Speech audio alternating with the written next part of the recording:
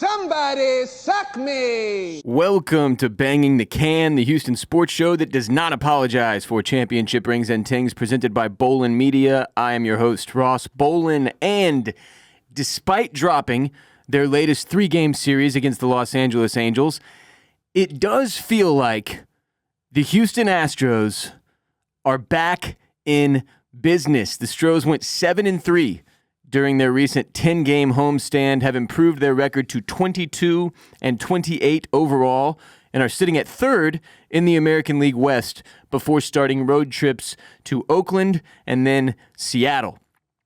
Game and a half back of the Rangers, 4.5 games back of the first place Mariners.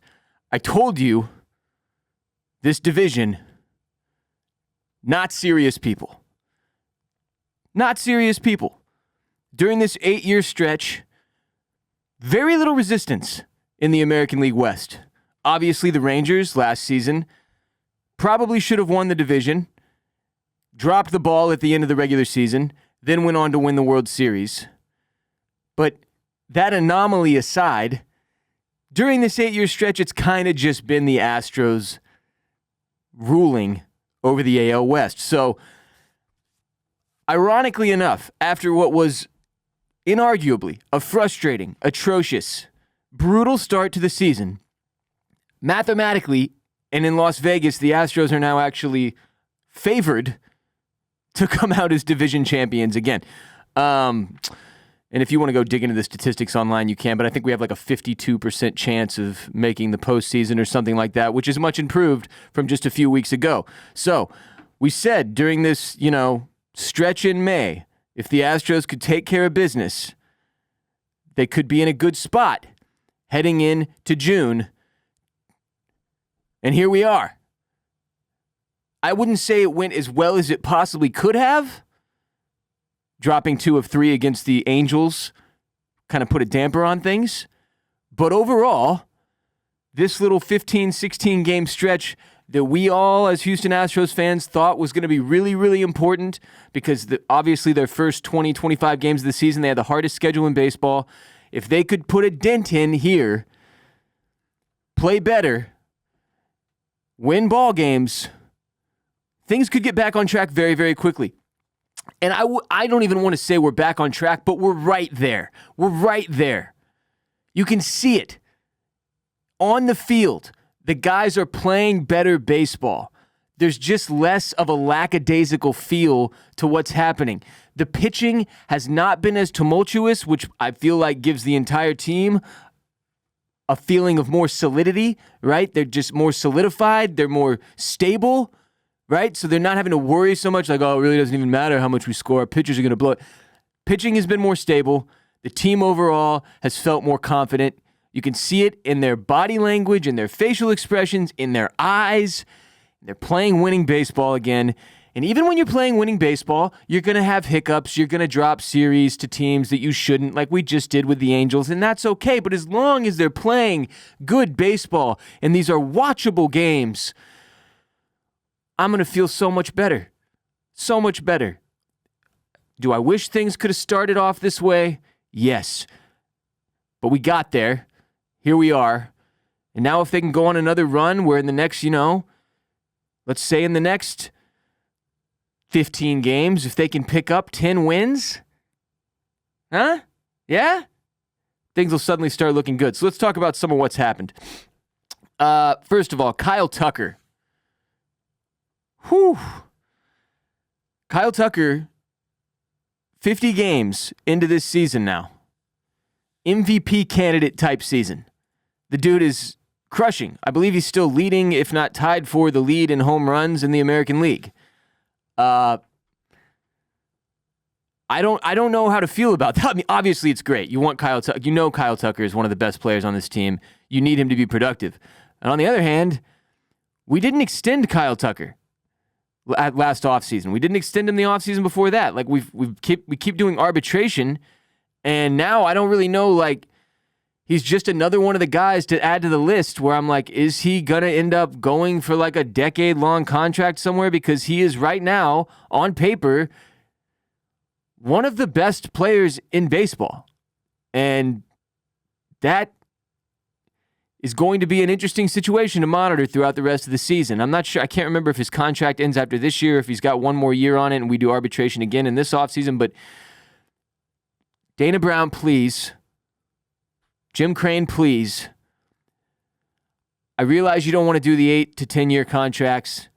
Find something in the 6-year range then and dump a truck worth of money on this man. For the love of God, give King Tuck his treasure, his royal treasure that he has rightfully earned. Please, find a way to get it done.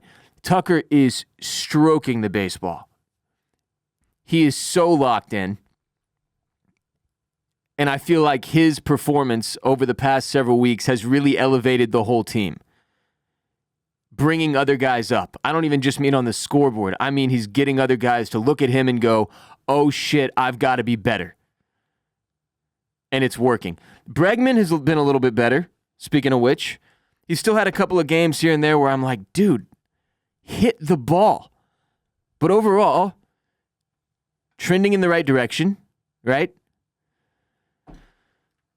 Framber Valdez, I don't know what the hell that game was where he gets through 5 innings of fairly flawless pitching.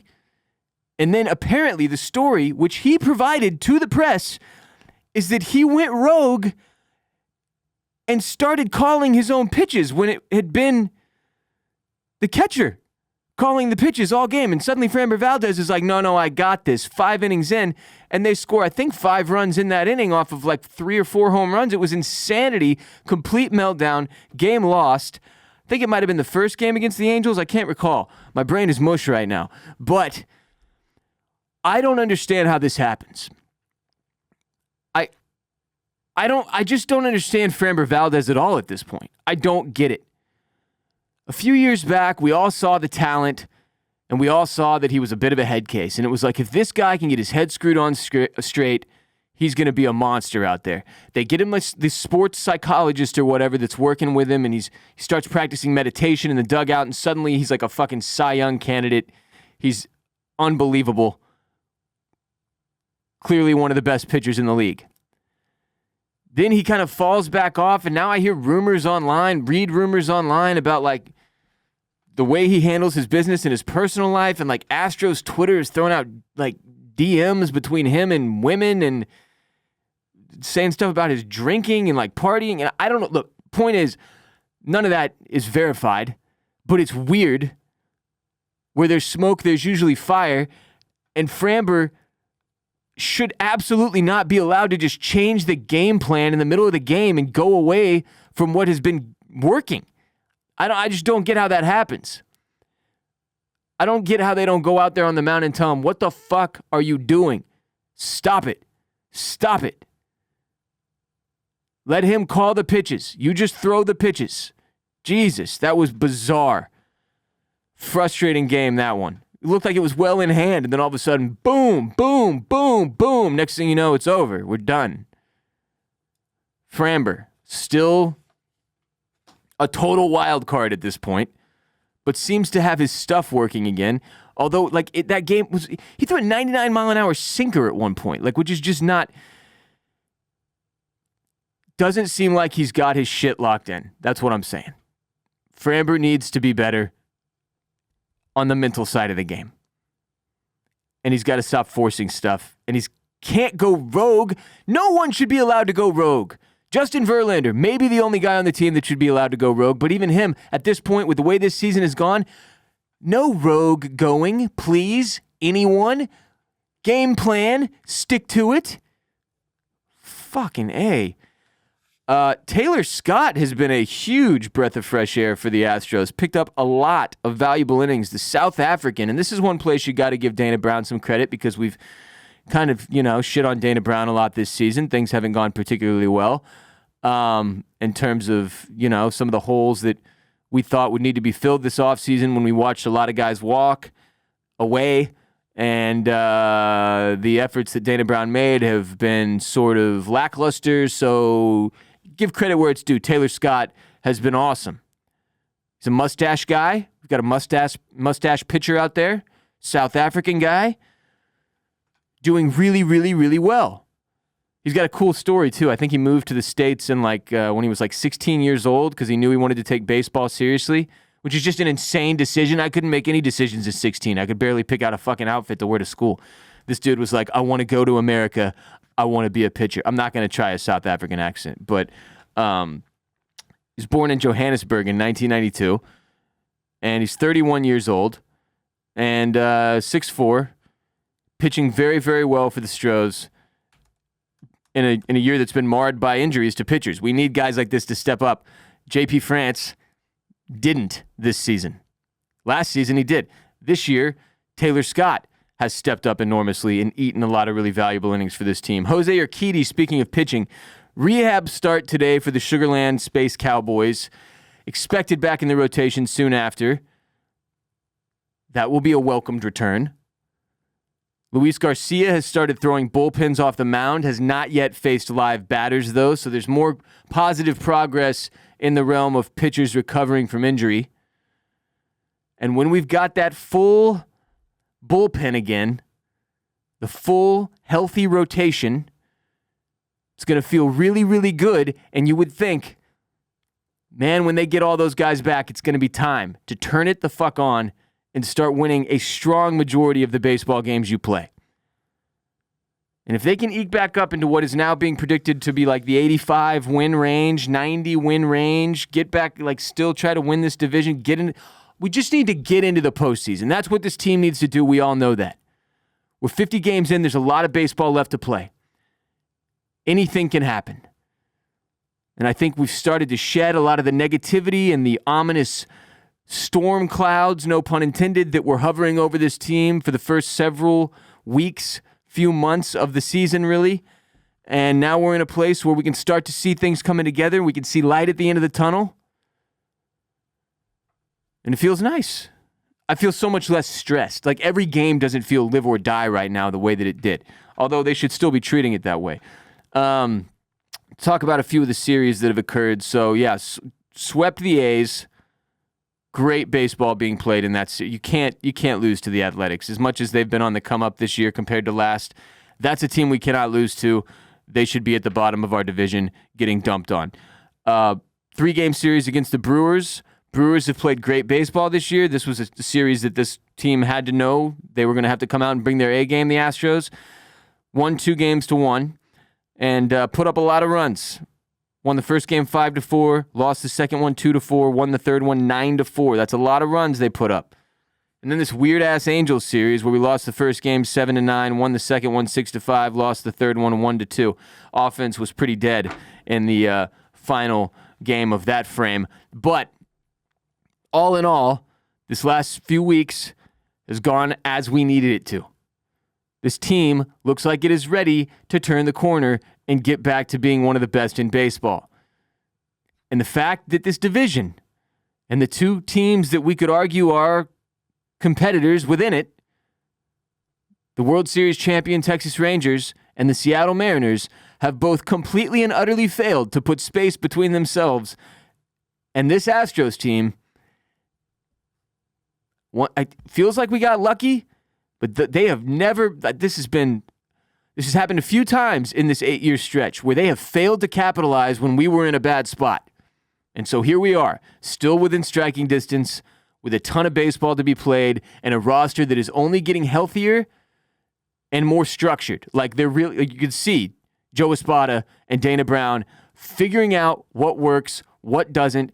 Obviously, they've made some pretty big moves, and brash ones in some people's eyes. Sending Jose Abreu to wherever they sent him, I'm still not really clear. I've seen photos of where he's playing, and it looks like a depressing high school game with no fans. Putting JP France down, getting Taylor Scott locked in more, giving John Singleton the confidence and the coaching to start to be a regular producer. And by the way, he's playing great defense at first base. Loper Fido, bringing him up. Seemed like that timing was well executed. He's played well. He's looked good.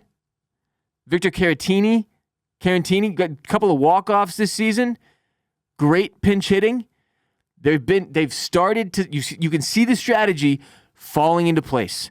Things starting to click decisions getting made that go well, where everything felt like it just kept going wrong the first several weeks of the season.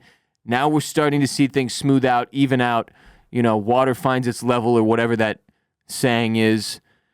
And it's nice. It's really, really nice. So, Yordan Alvarez has had a couple of games here and there where I was like, oh yeah, Yordan is back. He's in the groove.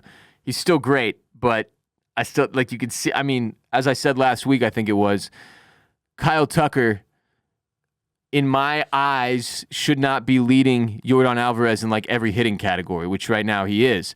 I hope that motivates Yordan to continue to get better as he sees his teammate thriving the way that Kyle Tucker is.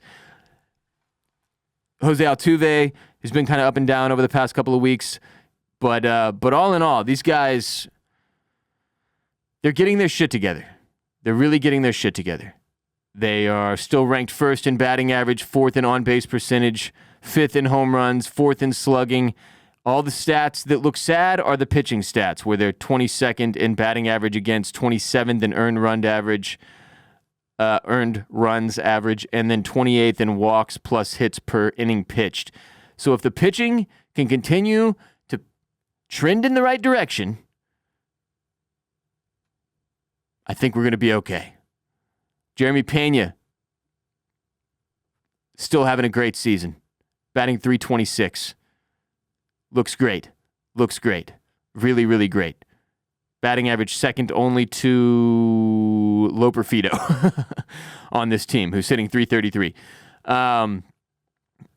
But yeah, Kyle Tucker has 17 home runs now and 36 RBIs. 36 RBIs.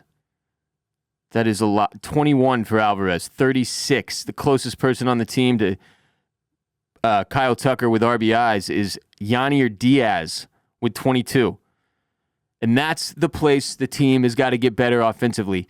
We all know that. Runners in scoring position, we've got to be better. It can't just be the Kyle Tucker show. Other guys have got to step up with runners in scoring position and get some ribbies. It's got to happen. It must.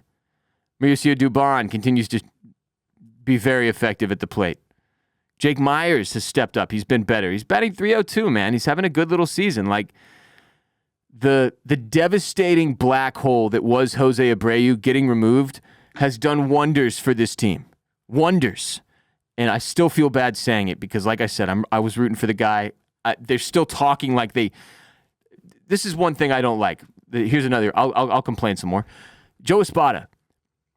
I don't like his candor with the media. I don't like the way he's presenting. He's still talking about, he's giving quotes saying, we can't be who we want to be without Jose Abreu, which is, it comes off as disingenuous and insane. One or the other, maybe both. But to say that we can't get where we want to go without a guy who for almost 2 years has been one of the least productive players in the sport, who this year was the worst player statistically in Major League Baseball before they shipped him. To say we can't get where we want to go without him is just weird. I understand you're in the press, you're trying to give him the confidence he needs or whatever, but dude, sometimes it takes harsh truths to get people to improve. I don't even know if I like Jose Abreu looking at himself as a guy. It's like, well, they can't get where they want to go without me. It's like, no, not really, dude. Just carry your weight. Fill the role you were supposed to fill. We're not asking you to be Superman out here, but you got to be able to hit a baseball. You got to be able to scoop one hops into first base, play a little defense. I haven't liked the way they've handled the Jose Abreu situation in the media.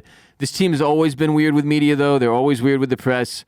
It's not really shocking that Joe Espada is going to continue that trend, but something about his candor in his interviews with Espada, I'm just like, I don't know. You're not inspiring confidence in me, really. You're just making me think you might not know what you're doing. And that's not to say he doesn't know what he's doing. I'm saying the way he presents himself isn't my favorite and is a little conflicting, especially with the results we've seen on the field as of late. He's still doing pressers where I'm like, I don't want to hear what you have to say because it's not making me happy. And if you're going to do pressers that are posturing, at least do some posturing in the positive for the fans, like make us feel better. We're the ones watching the fucking things. So all in all, I'll stop. Good stuff. Good stuff. This is what we needed to get things going back in the right direction, feel the momentum, get some positivity, trend toward the good. Astros have accomplished that over the last several weeks, and it feels nice. Like I said, the stress feels like it's starting to fade a little bit. So Astros aside, like I said, what do we have up next? We've got the old Athletics tonight, first game in Oakland, and then the next two games on Saturday and Sunday of this Memorial Day weekend will be in the afternoon at 3:07 local time, our time, 3:07 Central, which is good. We don't have these very, very late West Coast games this whole 3-game series because that would be really miserable for those of us who fail or struggle to stay up past 11 o'clock. Mainly those of us with kids. Oakland Athletics, though, 8:40 p.m. tonight, game one. The next two games on Saturday and Sunday at 3:07 p.m. I think it goes without saying. You got to win all of those. You got to win all of those. Every single one of them. Win them all. And then you got the 4-game series against Seattle. Also on the West Coast. Those are going to be some late ones. The first 3 of the 4 are at 8:40 p.m.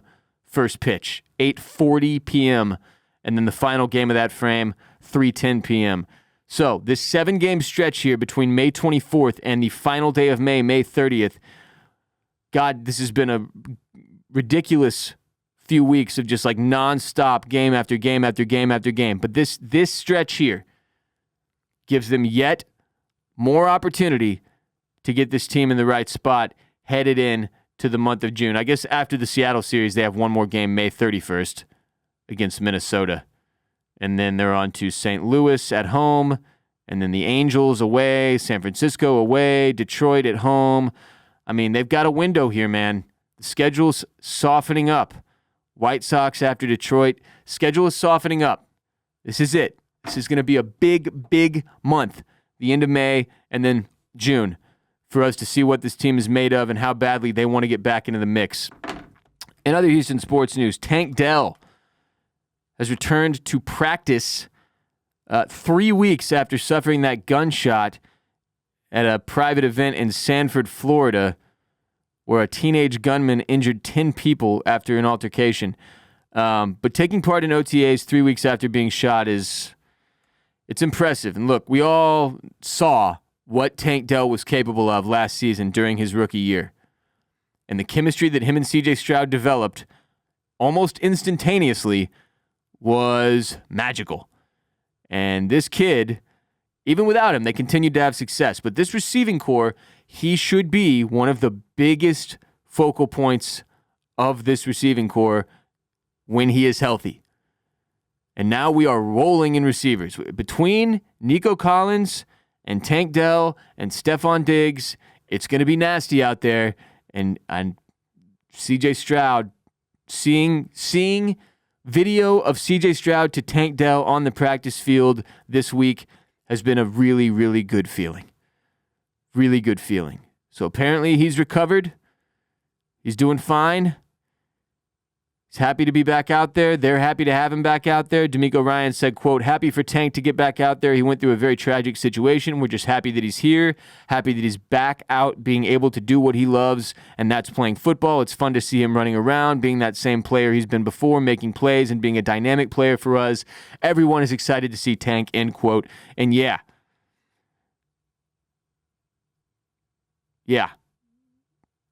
Other players were quoted saying he looked good. The real deal, hasn't lost a step. Number 3 is ready to go. Love to hear this. Need Tank Dell. Need him to have his A game because we want a Super Bowl run. That's what we want this season as Texans fans. We want a Super Bowl run, and for us to really be able to do that, I feel like Tank Dell has got to be healthy and happy and balling to his full potential. That'll do it for today's show. Remember, every episode of Banging the Can is available on youtube.com/@bangingthecan in full video. For those of you who would prefer to watch instead of just listen, but we're also available on all the major podcast platforms, please go subscribe on youtube.com/@bangingthecan. If you are listening on Spotify or Apple Podcasts, please rate and review our show. Goes a long way to making sure we continue to grow. On that note, please share the most unapologetic Houston sports show with your friends and family. Follow us on social media @bangingthecan on TikTok, Instagram, and X. Support our sponsors. You can find links and codes for today's sponsors in the description below. Support my media startup, Bolen Media, by listening to or watching our F1 show, Formula Bone. You can find on youtube.com/@FormulaBone, @FormulaBone on all the social media platforms. Hosted by Jared J. Bone Borislow, bringing you the latest in the world of F1 each and every week during this long F1 season. Check out the Ross Bolen podcast, which is obviously hosted by me, Ross Bolen. And then, of course, if you are watching House of the Dragon Season 2, which starts in just a few weeks here, June 16th is the premiere. Oysters, Clams, and Cockles is our House of the Dragon companion podcast here at Bolen Media. You watch House of the Dragon, watch the episode, and the next day you listen to our companion podcast hosted by me and another Houstonian, Barrett Dudley, and we tell you what you need to know and laugh about the things in the show that are funny and make fun of the show some, and also just generally enjoy it together. Oysters, Clams, and Cockles. I'm Ross Bolen. You can follow me on Twitter and Instagram @WRBolen, WRBOLEN. I'll be back next week. Until next time, H-Town, stay down.